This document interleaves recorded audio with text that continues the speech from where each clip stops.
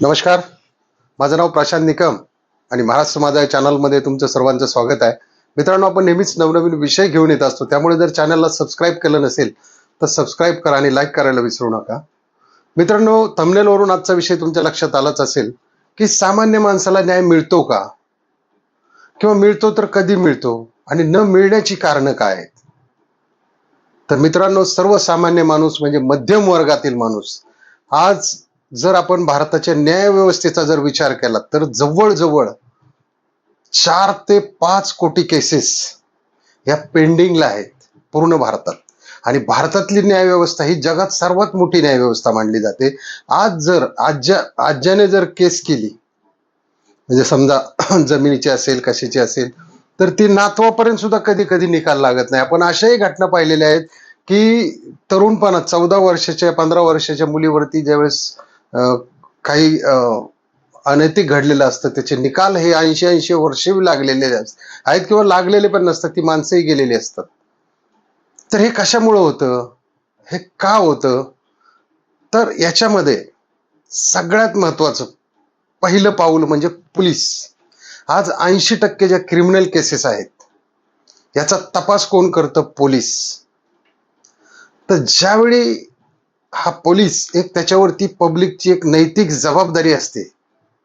Police म्हणजे हा एक पब्लिक सर्वंट, म्हणजे जो ज्या केसची इन्व्हेस्टिगेशन करण्यासाठी त्याला एका जनतेचा अधिकारी म्हणून नेमलेला असतं, पण तो ज्यावेळी उलट तपास करतो किंवा काहीतरी मॅनेज होतो, म्हणजे काहीतरी पैसे खाऊन किंवा करप्ट होऊन वेगळ्या ह्याने खोटे पुरावे सादर करतो किंवा केसचं वेगळं स्वरूप बदलतो, किंवा जर त्याला कोणी काही जास्तीचं काही दिलं तर तो वेगळ्या मार्गाने त्या केसला वळण दाखवतो. आणि जवळजवळ या पोलीस अधिकाऱ्यावरती जो इन्व्हेस्टिगेशन ऑफिसर आहे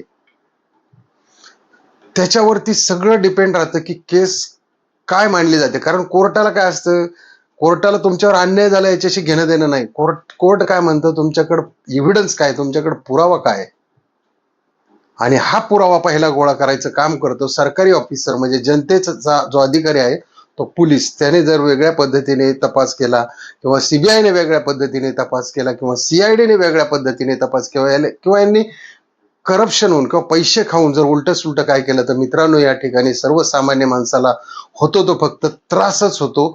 आणि त्याचा वेळ वायाला जातो, त्याला मानसिक त्रास होतो आणि त्याचे पैसेही वायाला जातात. आता याच सिस्टीम मध्ये आणखी दुसरं कोण येतं, तो म्हणजे तो वकील. आता मित्रांनो, वकील देताना सुद्धा विचार करायचा आहे. आज 75% वकील हे मॅनेज होतात.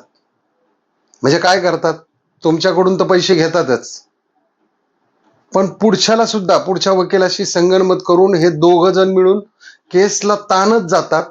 कधी हा तारखेला नाही, कधी तो तारखेला नाही, कधी विक्टिम नाही, कधी म्हणजे पीडित नाही, कधी फिर्यादी नाही, असं करून हे तारखा लांबवून त्यांच्याकडून पैसे उकळायचं काम करतात. त्याच्यामुळे तुम्ही काय करा, त्यांचं जे फीचे ॲग्रीमेंट ठरलेलं आहे ते पहिले करून घ्या, की एवढी एवढीच आम्ही तुम्हाला फी देणार आहे.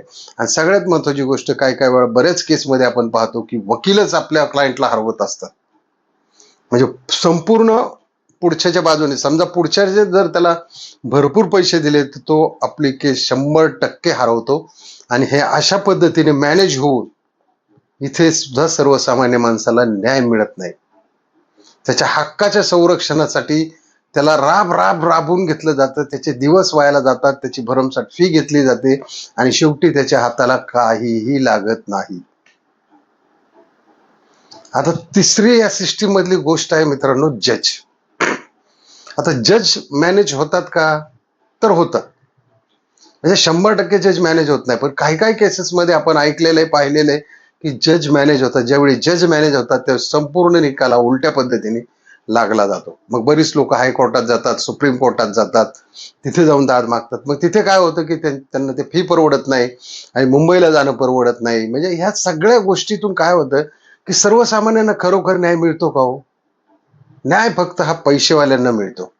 कारण पैसेवाले लोक काय करतात, जागेवरच ज्या गोष्टी, समजा आता तुम्ही ऐकत असताल की एखाद्याने हत्येचा गुन्हा केला, म्हणजे खुनाचा गुन्हा केला किंवा एखाद्याचं मर्डर केलेला आहे, 302, आता तो बघा 3-4 वर्षांनी लगेच बाहेर येतो.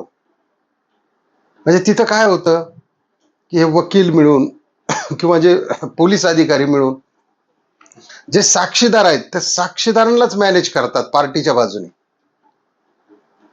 की आता काय झालंय गेलंय, माणूस तर गेलाय. आपण कित्येक केसेस बघतो, पेपरला वर्तमानपत्रामध्ये वाचतो, आपण टीव्हीच्या न्यूज मध्ये पाहतो की आता माणूस तर गेलाय, मग घ्या एवढे 10 लाख रुपये, घ्या एवढे 20 लाख रुपये आणि घ्या तुमची केस माग, किंवा खोटी साक्ष द्या.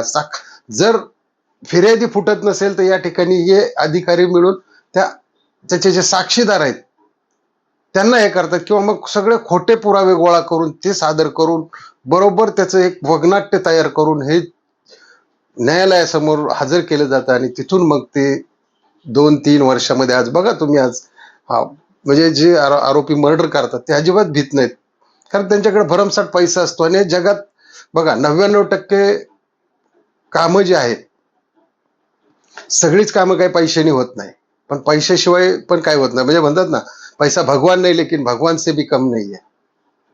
म्हणजे ह्या गोष्टी आहेत, पैसा हे सगळे प्रकरण मॅनेज करतो.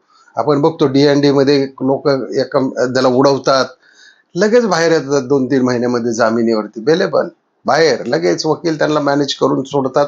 ज्याने कोणी पाहिलेले, ज्याची साक्षी घेतली त्याची खोटी साक्षी देतात, त्याला फिर्यादीला मॅनेज करतात. आणि ह्यामुळे काय होतं की सर्वसामान्य माणूस हा या न्यायव्यवस्थेमध्ये रगडला गेलेला आहे.